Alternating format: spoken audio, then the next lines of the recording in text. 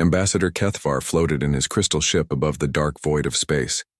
His blue body glowed softly as he read reports about the new species they had found. The humans, as they called themselves, had appeared 3 months ago in their small, metal ships at the edge of known space. Strange beings, Kethvar said to his helper Velthara. They walk on 2 legs like many others. They breathe oxygen. They come from one world that they have united under one government. Their machines are basic, but they work. For thousands of years, the Galactic Council had done the same thing when they met new species. They would show their better technology, invite the newcomers to join the galaxy as junior members, and slowly teach them how civilized beings should live. This method had worked perfectly with over 300 different species. Captain Jake Murphy stood on the control deck of the human warship Defiant. This was humanity's first real fighting ship built for space war. Unlike the explorer ships that had first met the aliens, the Defiant was made only for battle. Murphy had fought in Earth's Third World War and knew how to destroy enemy targets from space. This experience had earned him command of humanity's best warship. "Captain, we are getting another message from the alien ships," said Lieutenant Lisa Grant from her station. "Same thing as before. They want us to give up and accept their rule over us." Murphy's face became hard. The aliens had been very clear during their first meeting 3 months ago. Humans were to be called a young species and put under the control of older, smarter civilizations. Alien governors would run human worlds. The human military would be disbanded. Human expansion into space would be carefully watched and limited. The humans had said no politely. "How many enemy ships do we see?" Murphy asked his weapons officer. "Commander." Paul Davis looked at his screens. 43 ships, sir.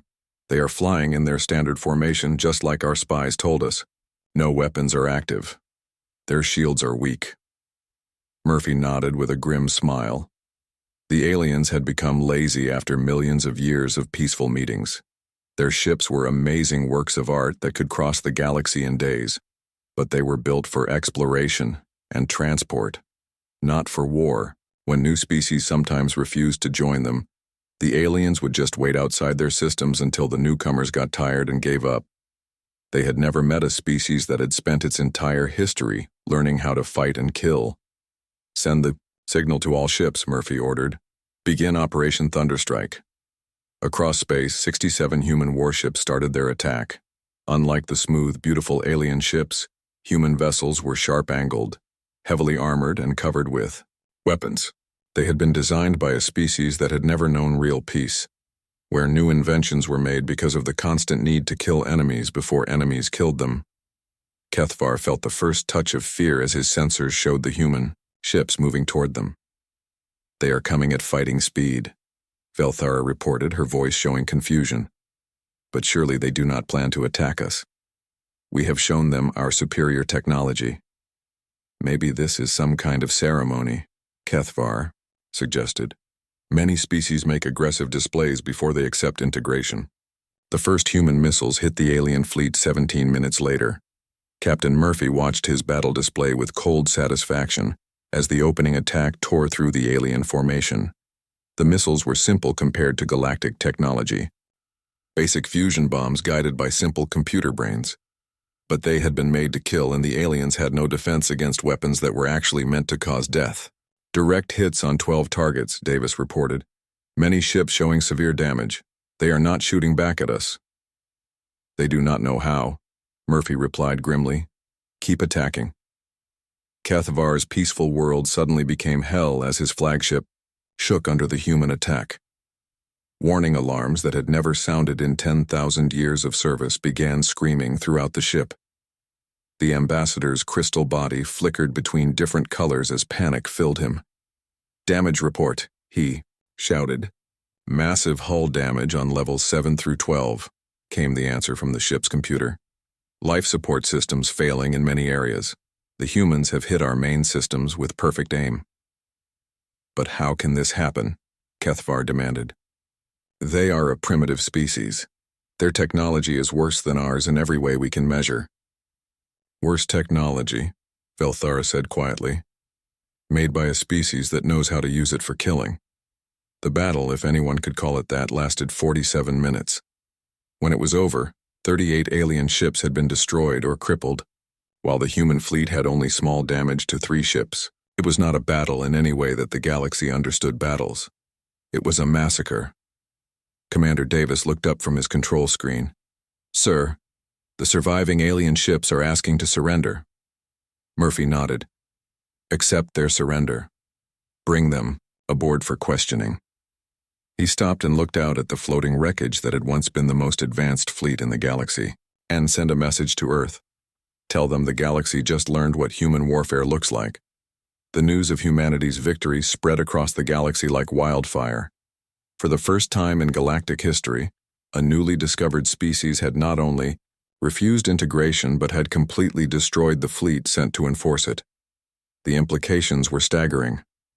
On distant worlds, alien leaders who had ruled for millennia suddenly found themselves asking questions they had never needed to ask before. What if other species followed humanity's example? What if the galaxy's peaceful order was not as stable as they had believed? In the depths of space, other species that had been conquered and integrated long ago began to remember what freedom had felt like. They began to wonder if the humans might be willing to share their knowledge of warfare. The age of unchallenged galactic peace was over. The humans had fired the first shots of a revolution that would reshape the entire galaxy. And they had done it not through superior technology or ancient wisdom, but through the simple, brutal application of violence that every other species had forgotten how to use. The galaxy would never be the same again. The Great Hall on Harmony Station had never seen such chaos. Hundreds of alien beings from across the galaxy filled the chamber where the Galactic Council met.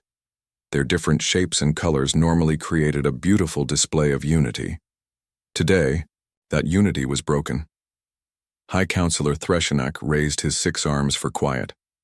His people, the Vorthans, had been the first to travel between stars 50,000 years ago. They had guided the galaxy ever since with wisdom and patience. "We have received terrible news from the Zephyrian sector," Threshenak announced, his ancient voice heavy with concern. "A new species called humans has attacked our peaceful integration fleet without warning." Worried sounds came from all around the chamber. Some species had refused to join the galactic community before, but actual fighting was almost unknown.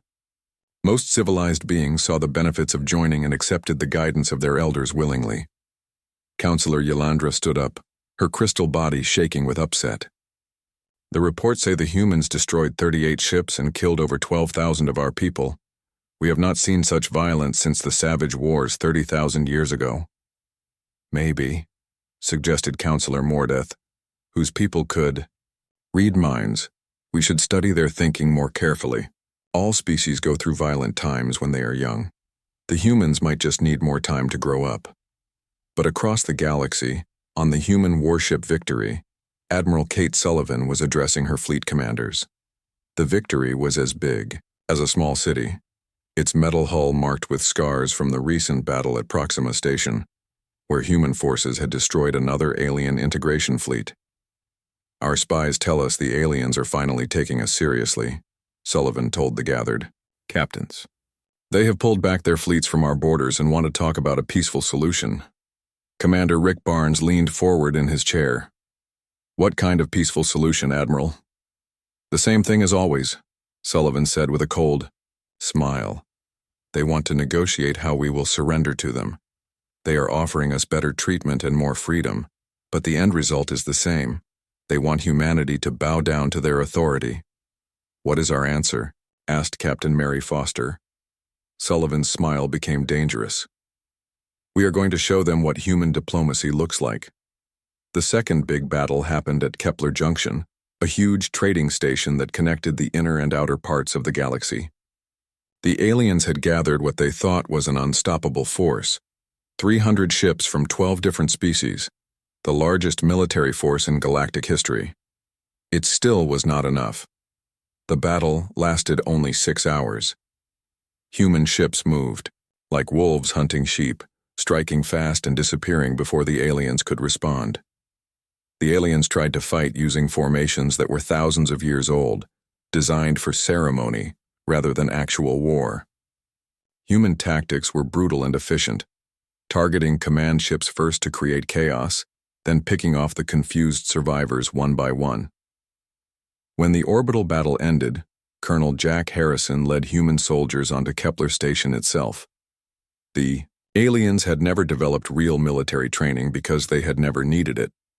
Their security forces knew how to control crowds and handle emergencies, but they had no idea how to fight against an enemy that had been at war since before they invented farming. Almost no resistance, Harrison reported to Admiral Sullivan as his Marines moved through the station. The aliens seem truly shocked that we are actually fighting them instead of talking. They have lived in peace for so long, they have forgotten what war really means, Sullivan replied. Make sure you control their communication systems. I want every species in the galaxy to see what happens when someone tries to conquer humanity. Back in the council chambers, real fear was beginning to spread.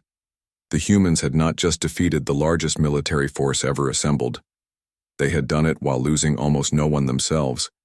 Even worse, they were broadcasting their victories across the galactic communication network, showing everyone what human warfare looked like.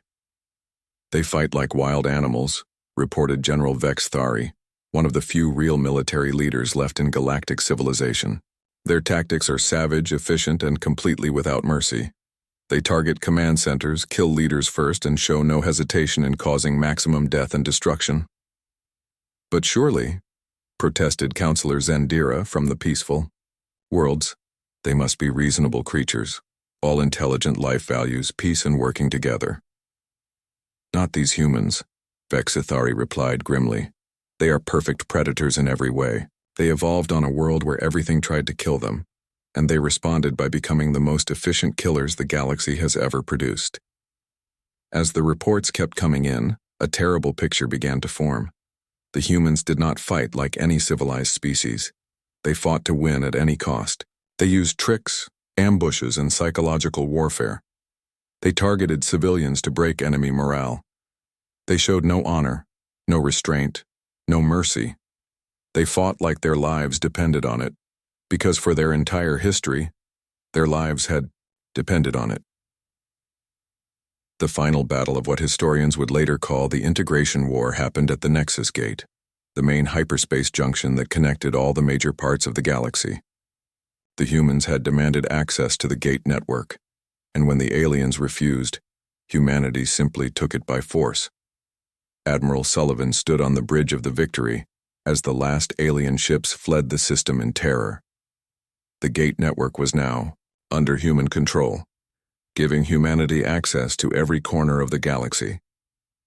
Admiral, her communications officer reported, "We are receiving an urgent message from the Galactic Council. They want to negotiate immediately." Sullivan nodded with satisfaction. "Tell them we will be happy to discuss terms. Our terms." Across the galaxy, the news spread like wildfire. The humans had done the impossible. They had not just resisted the Council's authority, they had completely shattered it.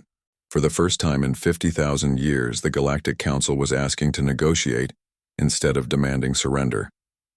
Other species began to take notice. If the humans could stand up to the Council and win, what did that mean for everyone else? On 1,000 worlds, beings who had lived under Council rule for millennia began to whisper dangerous words. Words like freedom. Words like independence. Words like revolution. The galaxy would never be the same. Dr. Quintessa was one of the galaxy's best scientists who studied different alien species. In her 1,000 years of life, she had learned about over 200 different kinds of intelligent beings. Her crystal body glowed with different colors as she wrote her report about humanity, a document that would change how the galaxy saw these terrifying newcomers forever. The humans, she spoke to her assistant while writing, are unlike any species we have ever found before.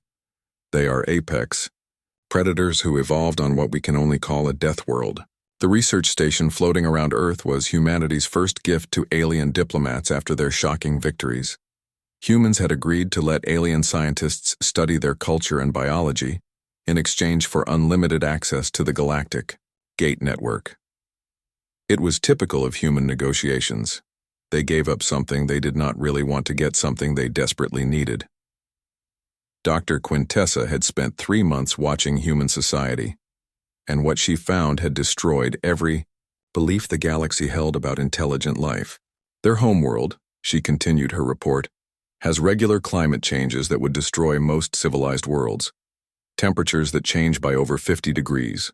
Storms that create more energy than our biggest power plants. Earthquakes that reshape entire continents. And yet, humanity did not just survive these conditions. They became stronger because of them.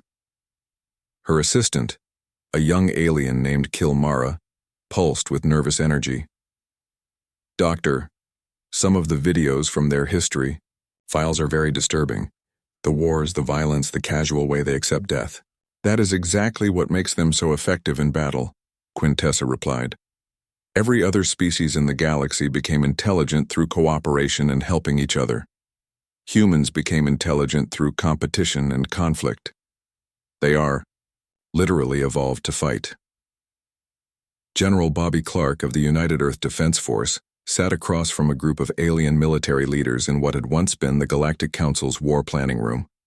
The irony was not lost on him that the galaxy's first serious military planning session in 30,000 years was being led by humans. Your tactics make no sense to us, admitted General Vexithari, the alien military leader who had become humanity's main contact. You attack civilian targets, kill non-combatants, and ignore all the accepted rules of warfare.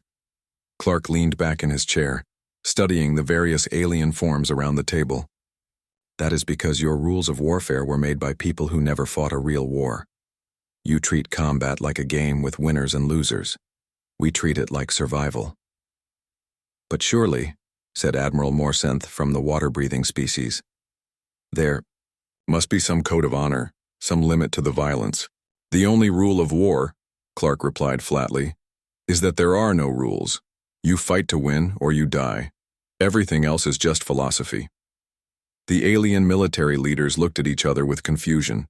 The concept was so foreign to their thinking that many of them literally could not understand it. Violence in galactic civilization was carefully controlled and ritualized. The idea of unlimited warfare was as alien to them as their peaceful nature was to humanity. Dr. Quintessa's research had revealed the fundamental difference between humanity and every other species in the galaxy. While other civilizations had developed social systems based on cooperation and mutual benefit, humans had created a society based on competition and resolving conflicts through strength. Their entire government system, she reported to the Emergency Council session, is based on organized conflict. They call it democracy, but it is essentially a formal way of letting different groups compete for power without actually killing each other. How fascinating, commented Counselor Yilandra. But surely this shows that they are capable of peaceful coexistence. To some degree, Quintessa agreed. But their peace is not our peace. Human peace is simply the temporary absence of war, maintained by the threat of overwhelming violence against anyone who breaks it. They have achieved unity not through understanding, but through the universal recognition that the cost of internal conflict is too high to bear. Meanwhile, Captain Amy Rodriguez of the human ship Sentinel was leading the first human diplomatic mission to the Outer Rim, a region of space that had been closed to the inner galaxy for thousands of years.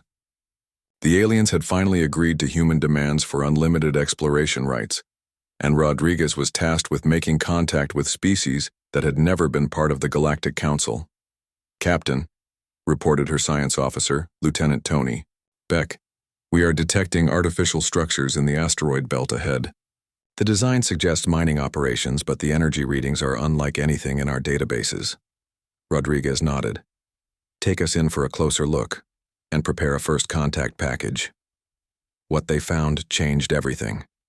The mining operation was run by a species that the Galactic Council had classified as extinct over 10,000 years ago. The Kethmori had been one of the galaxy's most advanced civilizations until they had refused integration and been systematically destroyed by Council forces, except they had not been destroyed. They had been driven to the Galactic Rim, where they had spent thousands of years building a civilization based on the harsh lessons of their defeat. Elder Vorthak, of the Kethmori exile fleet, met with Captain Rodriguez in the zero-gravity docking bay of their main station. His ancient form showed the scars of countless battles, and his eyes held wisdom born of terrible loss. "So," he said in broken but understandable English, "the galaxy finally has a species that can stand against the Council's tyranny." Rodriguez studied the alien leader carefully. "You have been watching our conflict?" "We have been watching everything," Forthak replied. "For 10,000 years we have observed the Council expand its control, crushing any species that dared to resist their integration. You are the first to not only resist, but to defeat them. Why did you not help us?" Forthak's laugh was bitter. "Because we learned the same lesson you are now teaching them. In this galaxy, might makes right. The Council rules because they are strong enough to enforce their will. You are changing that balance of power." The meeting between humanity and the Kethmori exile fleet would prove to be a turning point in galactic history. For the first time, the Council faced not just one resistant species, but a potential alliance between humanity and the survivors of their past conquests. Back on the research station, Dr. Quintessa completed her final report to the Galactic Council. Her findings contained a warning that would echo through history. "The humans are not simply another species to be integrated," she wrote. "They are the harbingers of a new age. They have shown the galaxy that the Council's power is not absolute, that their peaceful order can be challenged and defeated. Other species will learn from their example." She paused in her writing, her crystal form flickering with colors that showed deep concern. "We may have awakened something that we are not prepared to handle." Across the galaxy, the news of the Kethmori discovery spread like wildfire. If one supposedly extinct species had survived Council extermination, how many others might be hiding in the dark corners of space? How many civilizations had been crushed and forgotten, their only crime being the desire for freedom? The humans had not just defeated the Council militarily. They had exposed the lie that galactic civilization was built on peace and voluntary cooperation. They had shown that the Council's beautiful unified galaxy was actually a prison, maintained through fear and the systematic elimination of anyone who dared to resist. And now, for the first time in 50,000 years, that prison was beginning to crack. 5 years after the first human victory at the Zephyrian sector, the galaxy was completely different. The Galactic Council still existed, but their absolute power was broken. Humanity had not tried to replace the Council's rule with their own, but instead had destroyed the very idea of one group controlling the entire galaxy. President Helen Carter stood before the newly formed Terran Assembly, speaking to representatives from over 50 species that had joined what was now called the Free Worlds Alliance. Unlike the Council system where older species ruled younger ones, the alliance was based on mutual defense and voluntary cooperation. 6 months ago, Carter announced, the Rigelian Confederacy asked for our help in fighting off Council integration forces. Today I am happy to report that Rigelian space remains free and independent. The assembled delegates responded with various sounds and displays of approval in their different ways. The Free Worlds Alliance had grown from humanity's simple refusal to submit into a galaxy-wide movement that challenged everything the old order stood for. In the Council chambers on Harmony Station, the mood was very different from the confident authority that had once ruled the galaxy. High Counselor Threshenak spoke to a chamber that was much less full than it had been just years before. The humans have rejected our latest peace offer, he reported, his ancient voice carrying a tiredness that had never been there before. They insist that any agreement must recognize the independence of all Alliance worlds. Impossible, declared Counselor Mordeth. The Council has kept galactic peace for 50,000 years. We cannot simply abandon our duty to guide lesser species. With respect, Counselor, interrupted a new voice, perhaps it is time to think about what guidance really means. The speaker was Ambassador Velthara, the same alien who had witnessed the first human attack. She had survived the destruction of her fleet and had spent the years since studying human culture and philosophy. Her conclusions had been disturbing to many of her colleagues. The humans have shown us something we had forgotten, she continued. True peace cannot be forced from above. It must be chosen by those who live it. Admiral Sullivan, now commanding the expanded Terran Defense Fleet, reviewed intelligence reports from across the galaxy. The old order was falling apart, but humanity was being careful not to simply replace one form of tyranny with another. The Andromedan Collective has declared independence from the Council, reported Colonel Harrison, now serving as her intelligence chief. That makes them the 43rd species to join the Alliance in the past year. Any Council response? Sullivan asked. They are sending an integration fleet to the Andromedan system. Standard force, about 200 ships. Sullivan nodded, grimly. Tell the Andromedans that if they ask for help, we will provide it. But the choice has to be theirs. This had become the foundation of human policy in the post-integration galaxy. Unlike the Council's forced unity, the Alliance was based on voluntary association. Species were free to join, free to leave, and free to govern themselves as they wished. The only requirement was a commitment to help defend each other against aggression. The Battle of Andromeda Prime became the last major fight between Council forces and the Free Worlds Alliance. The Council fleet, still using tactics that were thousands of years out of date, was devastated by the combined human Andromedan defense force. But more importantly, the battle was broadcast across the galaxy, showing every species what was possible when they stood together against oppression. After the battle, something remarkable happened. Species that had been part of the Council for millennia began to question their membership. The perfect unity that the Council had maintained through fear and force was finally cracking. Dr. Quintessa, now serving as humanity's chief advisor on alien biology, published her final assessment of the galactic transformation. The humans have not conquered the galaxy, she wrote. They have liberated it. They have shown us that diversity of thought, culture, and government is not a weakness to be corrected, but a strength to be celebrated. The Galactic Council still existed, but its role had fundamentally changed. No longer the supreme authority over galactic civilization, it had become one voice among many in the complex web of alliances, confederations, and independent systems that now characterize the galaxy. Some species struggled with the new freedom. After thousands of years of being told what to do, making their own decisions was difficult and frightening. Others used their newfound independence to settle old grudges or try to expand their territory. But for the first time in 50,000 years, the galaxy was truly alive with possibility.